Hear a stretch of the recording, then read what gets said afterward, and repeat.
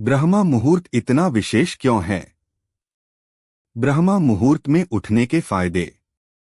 हर दिन सुबह 4:30 बजे मेरे दादाजी अपने पसंदीदा देवताओं को जगाने में व्यस्त रहते हैं। उसके बाद वे ध्यान करते हैं और फिर एक लंबी सैर के लिए जाते हैं। आह, क्या सुंदर सुबह है! वह घर लौटने के बाद हर रोज कहते हैं। ब्रह्मा का अर्थ है ज्ञान और मुहूर्त का अर्थ है समयावधि। ब्रह्मा मुहूर्त ज्ञान को समझने के लिए सबसे सही समय है। मेरे दादाजी का हमेशा प्रातःकाल के समय में, विशेष रूप से ब्रह्मा मुहूर्त में, जो सूर्योदय से 1.5 घंटे पहले होता है, के साथ अंतरंग संबंध है।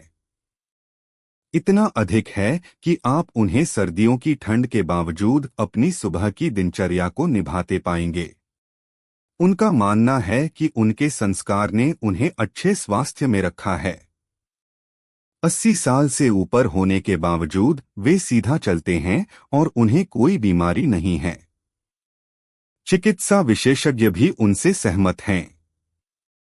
अष्टांग हृदय आयुर्वेद पर एक ग्रंथ में भी लिखा हुआ है कि ब्रह्मा मुहूर्त में जागने से किसी की भी उम्र बढ़ जाती है और बीमारियों से बचने में मदद मिलती है।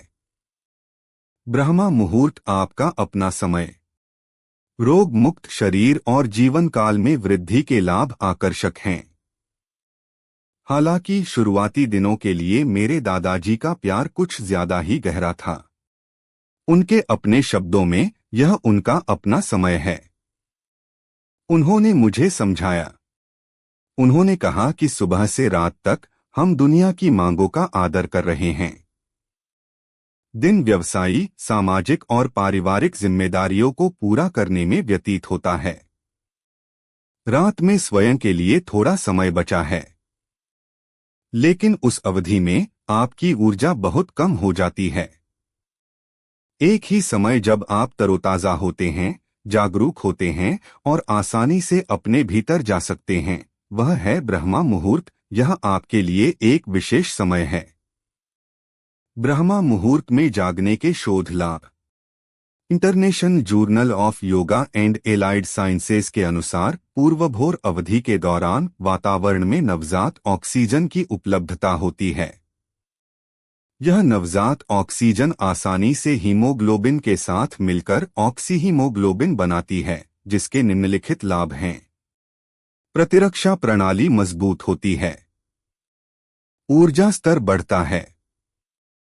रक्त पीएच के संतुलन बना रहता है। दर्द, खराश और ऐंठन से राहत होती है।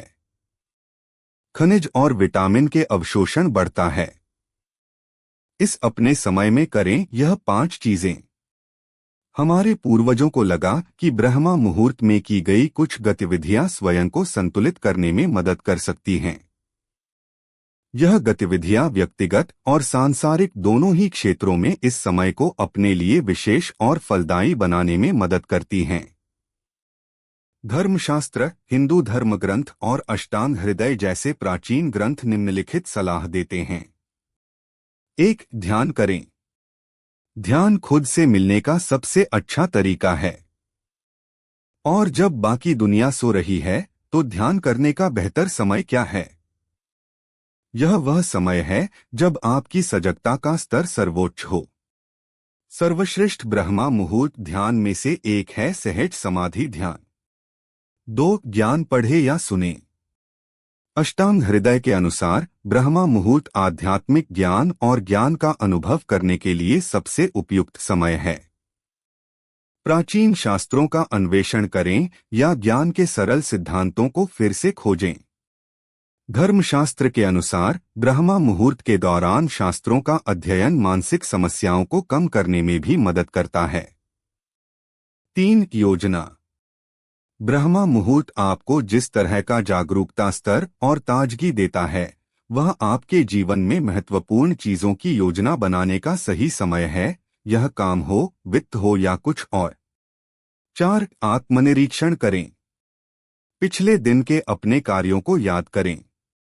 ईर्ष्या, क्रोध और लालच जैसी नकारात्मक भावनाओं को आपने कितनी बार याद किया? इन यादों में से किसी को भी आप अपराध बोध में न डूबने दें। बस उन क्षणों के बारे में पता करें।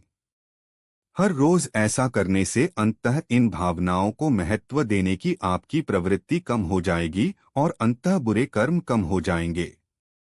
5. अपने माता पिता, गुरु और भगवान को याद करें।